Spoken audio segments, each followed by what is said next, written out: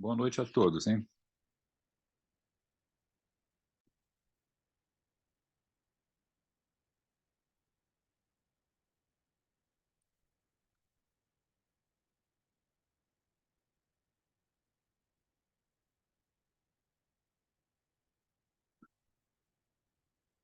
Vocês estão me ouvindo?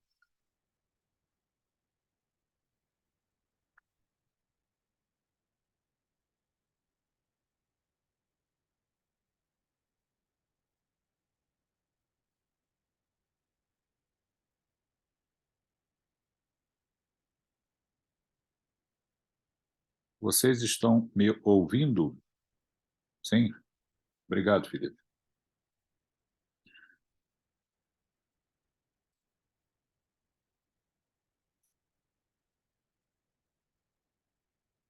Muito bem. Vamos lá.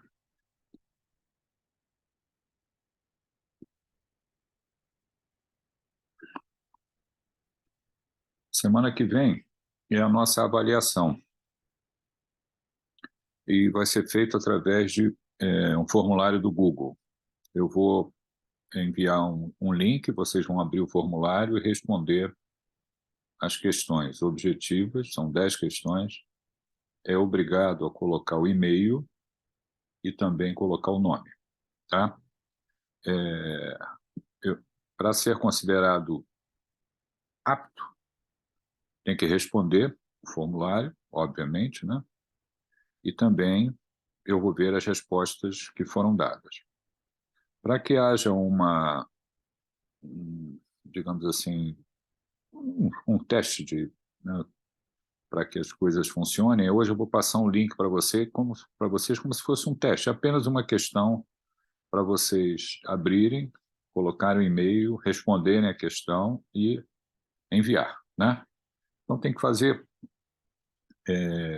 o seguinte, tem que abrir o link, colocar o e-mail, responder a questão, marcar a opção, colocar o nome e enviar. É permitido que seja feito apenas uma vez para cada e-mail. E eu também vou dar um tempo para a resposta. Normalmente é 1 hora. Após eu passar o link, 1 hora é o tempo que vocês vão ter para responder as questões da prova. Alguma dúvida?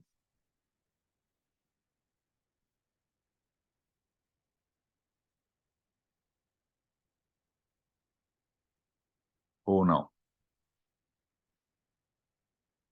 Sem dúvidas. Muito bem. Então, nós temos hoje, eu vou fazer isso no final da aula. Agora eu vou apresentar os temas que estão faltando, que são 2, relativo à área de ginecologia e obstetrícia, e também a questão da prevenção quaternária. Eu vou explicar para vocês. Então, vou compartilhar a tela aqui.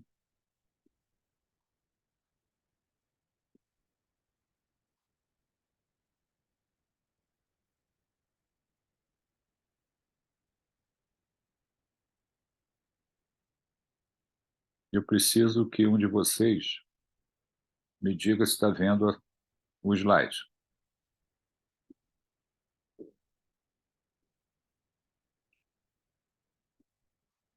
Estão vendo o slide ou não?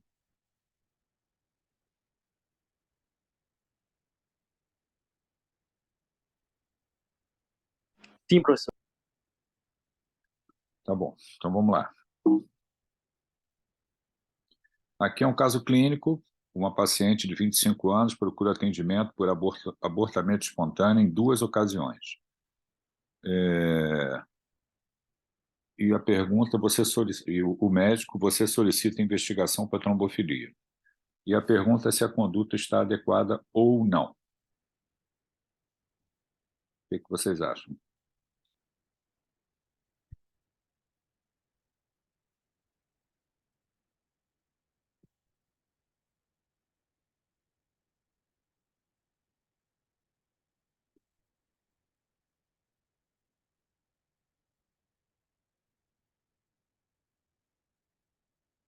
Estou aguardando.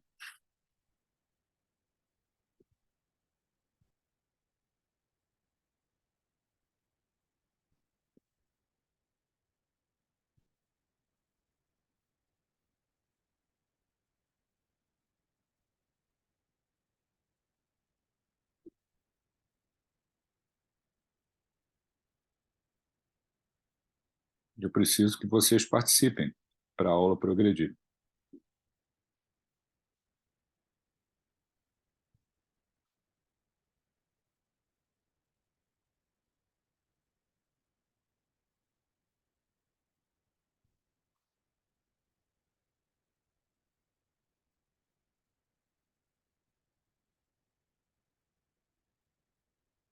E aí?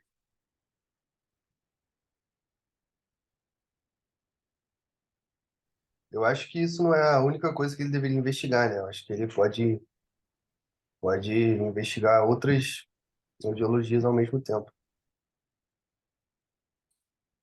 Eu não entendi. Você pode explicar melhor, Felipe? Porque você falou que ela teve aborto espontâneo 2 vezes seguidas e ele só começou a investigar a trombofilia, né? Eu acho que podem ter outras causas Sim. além da trombofilia. Mas independente aí de outras causas, você acha que deve ser investigado trombofilia ou não? Você sabe o que é trombofilia? Sei, eu acho que deve ser investigado também. Pode ser uma das causas do aborto, né?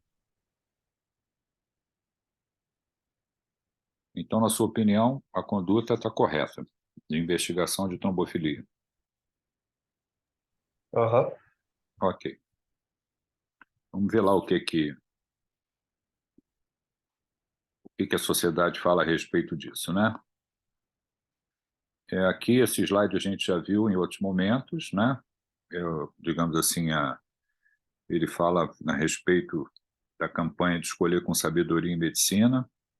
Aqui, doenças que estão associadas à trombofilia, são várias, né? Mutação do fator 5, deficiência de antitrombina 3, deficiência de proteína C, proteína S, mutação do gene da protrombina, tudo isso pode ser investigado como causa de trombofilia, né? Além disso, tem outras patologias, elevação da homocisteína, desfibrinogenia congênita, desordem do plasminogênio, anticorpo antifosfolipídio, anticardiolipina, né?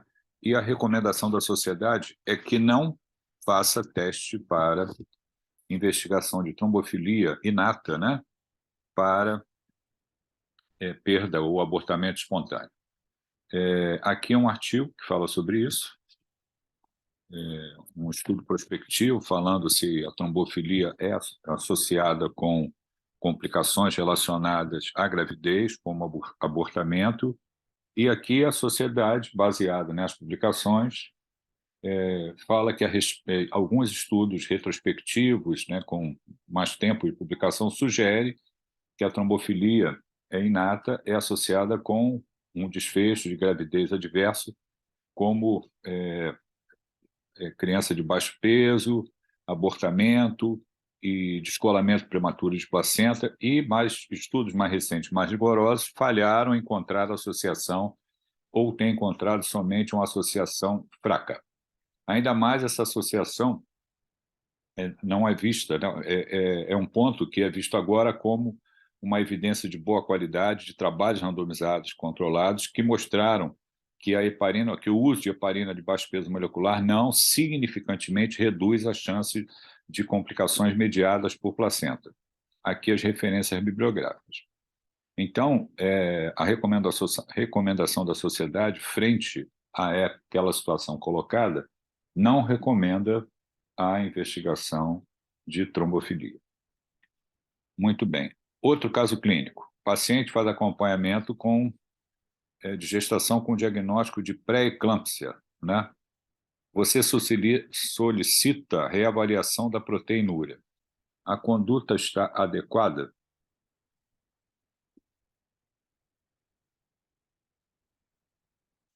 Ou não? O que vocês acham?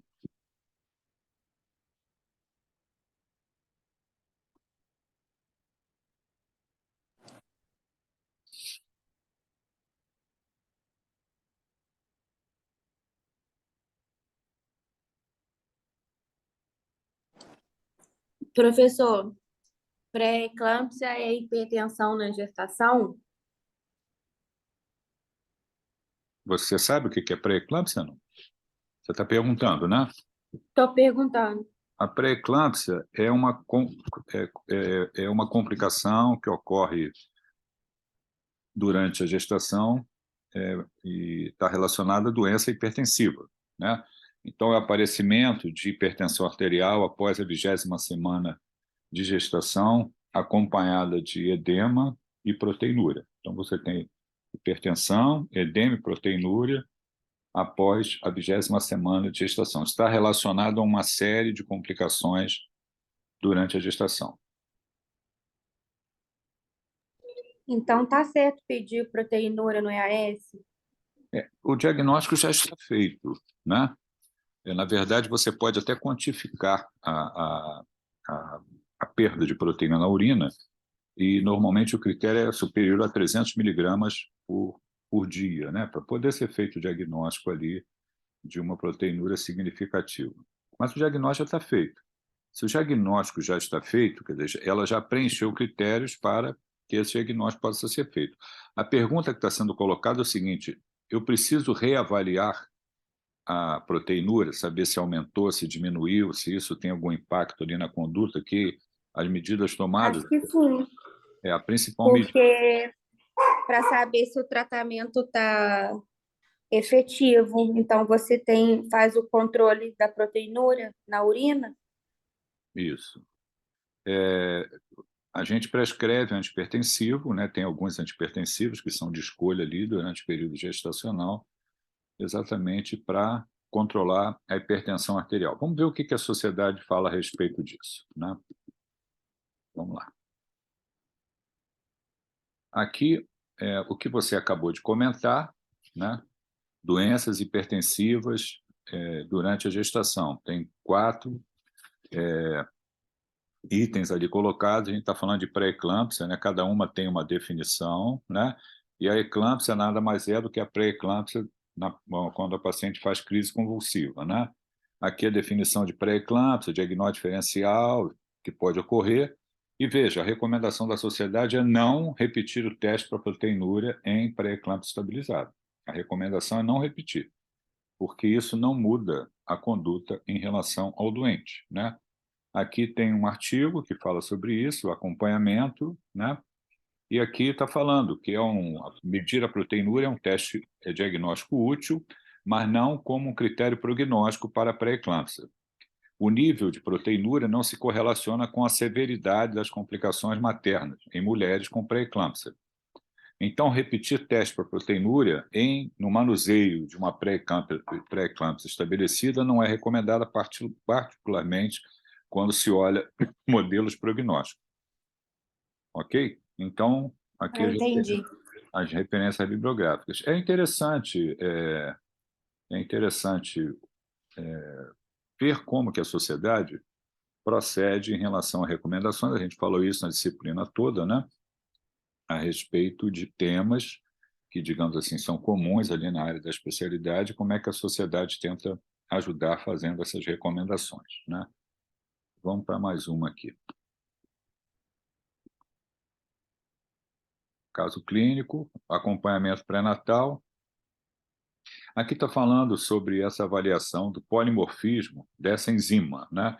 Se deveria, se a conduta está adequada ou não. Essa enzima é para ser avaliada em período pré-natal. Deixa eu só progredir aqui, que pode ser que vocês não conheçam para que serve essa avaliação, né? Aqui é para avaliar trombofilia, quer dizer, não deve ser feito de rotina durante o pré-natal a avaliação do polimorfismo dessa enzima que está relacionado com trombofilia. Também falando aqui a respeito de uma causa de trombofilia, né?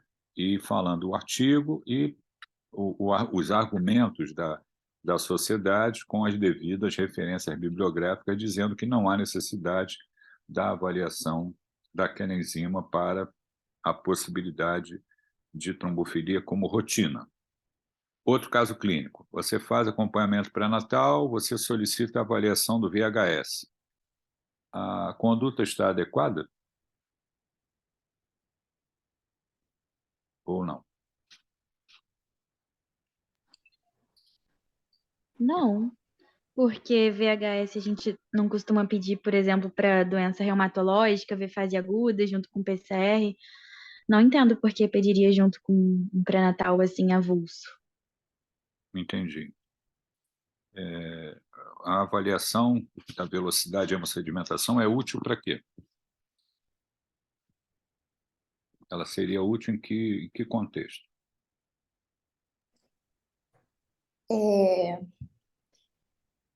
Processo inflamatório, tem outras causas mais graves também. Você lembra quais? Não estou me lembrando agora, professor. Heloísa, esse mês faz 45 anos que eu me formo. 45 anos. Olha, uma vida inteira, né? E eu me lembro do meu professor da faculdade, que eu nunca mais esqueci dele. Ele falava assim, VHS acima de 100 milímetros por hora. Tem 3 patologias. Doença do colágeno, lúpus, né? Por exemplo, tuberculose e neoplasia. Eu nunca mais esqueci disso. O VHS é útil como um marcador de um processo inflamatório, mas um VHS muito elevado, superior a 100, né? Isso ali para dentro da clínica médica de investigação do doente, né? Três condições podem explicar: doença autoimune, tuberculose e neoplasia. Eu me lembro de ele falar isso, eu nunca esqueci, né? Durante a minha vida, quando eu vi um VHS muito elevado, eu me lembrava exatamente das palavras dele e digamos assim, eu olhava ver se o doente tinha alguma evidência desse tipo de patologia. Mas o que a gente está falando agora é em relação à gestação, se tem alguma utilidade a avaliação do VHS ou não, né? Vamos ver o que a sociedade recomenda aqui.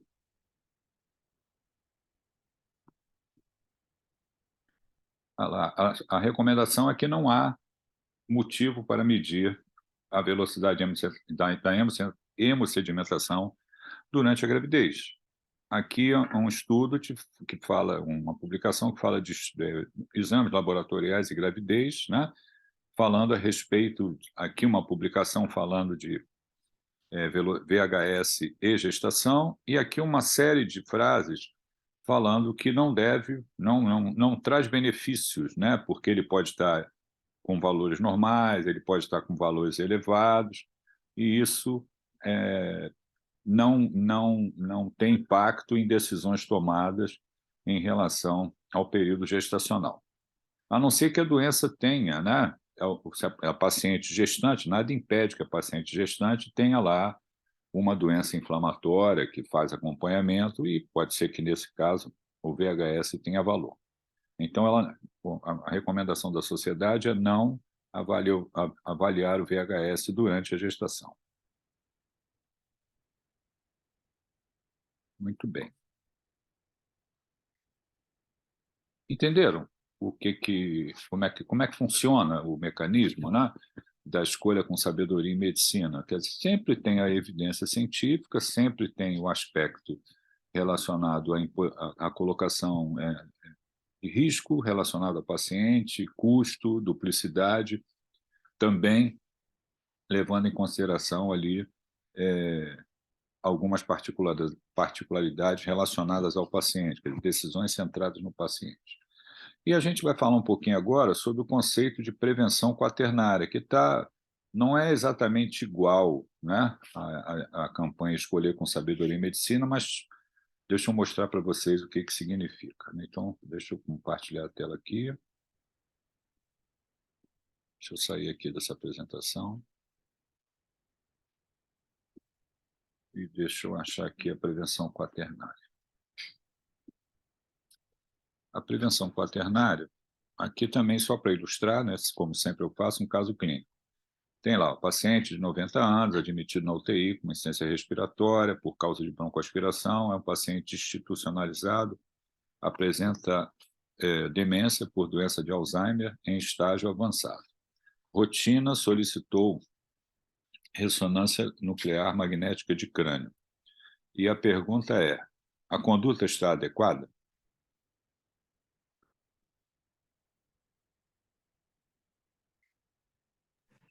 Não seria mais adequado o TC de crânio? TC é mais fácil, obviamente, de fazer, né?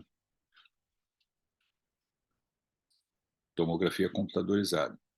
Mas veja bem, eu coloquei o exame de imagem exatamente para suscitar a discussão, né? O doente em questão, né, tem alguns pontos que podem ser discutidos, mas qual é a necessidade que eu tenho de fazer um exame de imagem num doente com o diagnóstico já estabelecido de demência por doença de Alzheimer em estágio avançado? Que informação vai advir aí de uma ressonância nuclear magnética, né, de um exame de imagem, né?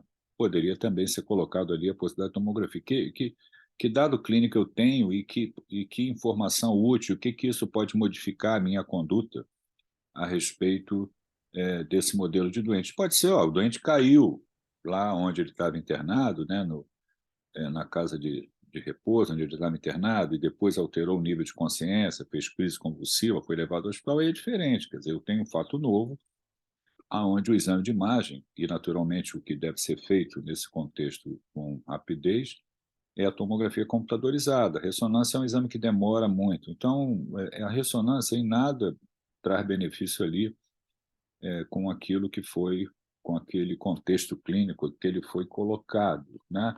E aí entra esse conceito, né? Perguntas aqui pertinentes para avançarmos na discussão. Quer dizer, por que a escolha da ressonância? Outro exame poderia me trazer as mesmas informações? O exame de imagem do sistema nervoso central é necessário nesse caso? Exatamente isso que a gente está conversando. Alguma informação importante será obtida com o exame, o diagnóstico deverá ser modificado, o resultado do exame terá um impacto na conduta do paciente, qual o custo do exame? Então, aí chegamos ao conceito de prevenção quaternária.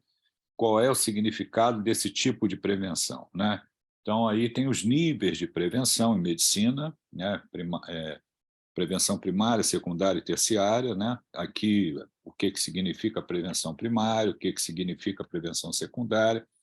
Isso é política do SUS, né? Da Organização Mundial de Saúde. A Organização Mundial de Saúde é aplicado ao Sistema Único de Saúde, né? Prevenção primária, secundária, terciária, né? Então, as medidas que são incluídas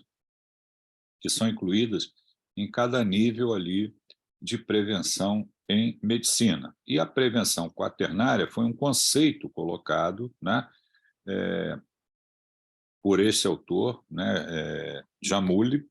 Ele publicou um trabalho em 1986, aonde ele colocou a possibilidade do que ele chamou de prevenção quaternária, né, uma contribuição que ele fez e que atividades que são exames, né, que poderiam impor algum risco ao paciente, né, decorrente da realização do exame, e que nós deveríamos ter implementado medidas medidas preventivas em relação a isso. E, posteriormente, em 1999, quer dizer, 13 anos depois, né, que o autor publicou esse trabalho, isso acabou sendo incluído pela Sociedade de Medicina, de Clínica Médica, né, e de Medicina de Família Americana, e ficou definido como ações tomadas para identificar paciente de risco de uma medicalização excessiva, para protegê-lo de uma nova médica invasão e sugerir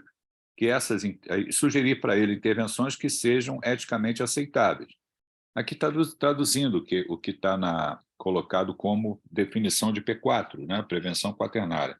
Ações tomadas para identificar paciente em risco de excesso de recursos médicos, né? O que o americano chama de overmedicalização, visando protegê-lo de procedimentos médicos invasivos e sugerir para esse mesmo paciente intervenções que são eticamente aceitáveis. Então, voltando lá ao caso que eu coloquei, não tem nenhum sentido naquilo que foi colocado se fazer exame de ressonância nuclear magnética. Não vai mudar nada, pode trazer informações adicionais que não mudam a conduta em relação ao doente, né? E aqui, como é que a gente distingue, né, isso? Como é que a gente pode melhorar esse conceito para poder agir nesse sentido? Quer dizer, não passar do limite, não ficar pedindo exames de maneira excessiva, né, que possam, e visando proteger o doente. Algumas vezes, esses exames realizados, digamos assim, sem necessidade, eles trazem informações e aí novos procedimentos são feitos com o paciente, quer dizer, impõe risco ao paciente também. Então, a prevenção quaternária ela tem esse conceito, evitar o excesso de recursos médicos para proteger o doente de procedimentos invasivos, né? e sugerir intervenções que sejam eticamente aceitáveis. Foi um conceito colocado e posteriormente adotado como prevenção quaternária dentro ali da saúde da família. Muito bem. Alguma dúvida? Não, professor. O que nós demos mais ênfase, óbvio, né? Foi a campanha Choose Wisely, ou Escolher com Sabedoria em Medicina. Vocês viram que durante as aulas que nós demos aí, durante todo esse período, foram várias áreas de atuação, cada um ali com as suas recomendações. A gente discutiu várias, né, sempre com um caso clínico hipotético ali para gerar discussão, e depois o que a sociedade recomenda, depois o que a sociedade recomenda, por que ela recomenda, qual é a evidência científica, quer dizer, sempre agindo dessa maneira. E, dentro da disciplina também, ficamos de falar, e é isso que eu acabei de fazer, para introduzir o conceito também de prevenção quaternária, com essa visão de evitar o excesso de recursos para tentar proteger o doente e usar apenas aquilo que seja eticamente aceitável, né, para não impor risco e não adotar condutas que sejam inadequadas para aquele caso em questão. Vejam que o médico é que decide isso tudo, né? Vocês estão no 7º período, né? Daqui a um ano vão estar começando o internato, né?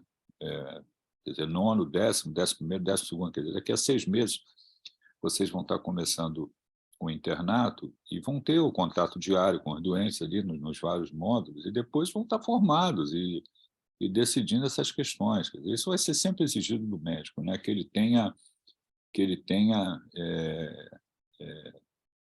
a atenção ao doente, o comprometimento com o doente, a procura pela informação científica para poder tratar os seus pacientes, tomar decisões terapêuticas, né? E acumulando experiência, né? Acumulando experiência para poder decidir o que é melhor para aquele caso ali que está na nossa frente. É muito difícil, mas nós somos, digamos assim, treinados para fazer isso, e isso obriga que a gente, digamos assim, tenha que estudar a vida inteira, né? Vocês estão entrando numa área de atuação, daqui a pouco vão estar formados e vão ser obrigados a estudar a vida inteira, né? Para poder conversar, resolver as coisas. Muito bem. Agora eu vou mostrar para vocês como que vai funcionar a nossa avaliação semana que vem. Eu vou colocar o link aqui. Deixa eu pegar esse link aqui para mostrar para vocês. Espera aí. Ô, professor, Pode falar. você poderia só repetir para mim as 3 principais causas, assim, para eu ficar atenta do VHS bem aumentado? Lógico. Eu falei que eu nunca mais esqueci, né? Não falei sobre... Neoplasia, que eu estou me lembrando, doença autoimune, né? Lúpus. E o outro? E a outra? O outro eu não me lembro. Tuberculose. Tuberculose, tá. Você está no Brasil, tuberculose, doença de caráter aí social, socioeconômico. É tuberculose, autoimune e neoplasia. Toda vez que você vê um VHS acima de 100, tem que prestar... buscar se eu não estou comendo mosca nessas 3 questões aí. Isso, exatamente. Tá bom. Tá Professor, bom? obrigada. Deixa eu pegar aqui o link para mostrar para vocês. Onde é que está esse link aqui? Espera aí. Resposta. Configurações.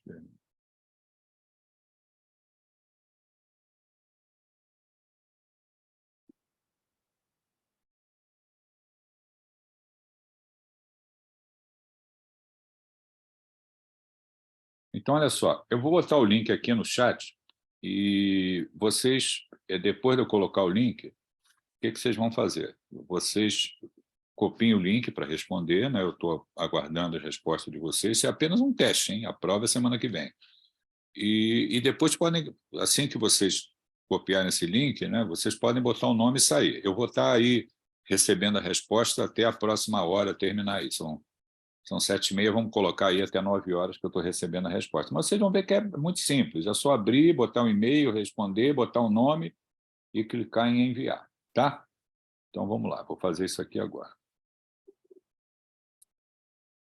Está aí o link. Um abraço para vocês, até semana que vem. Semana que vem a gente se vê, tá? Um abração. Tá, joia, professor. Obrigada. Nada, um abraço. Dá um beijinho no cachorrinho que está latindo aí também. Está precisando de atenção. Pois é, não deixa nem eu falar direito. Eu sei. Eu tenho cachorro também, eu sei como é que é. Professor, eu preciso colocar a matrícula no chat e responder o formulário que o senhor mandou, ou só responder já tá bom? Não, rapaz, só responder tá bom, eu recebo por e-mail. Aqui é só matrícula, o nome e acabou. Pode sair de sala, sem problema. Tá Tá? ok. Obrigado. Um Tchau, tchau. abraço. Boa noite. Boa noite. Abraço.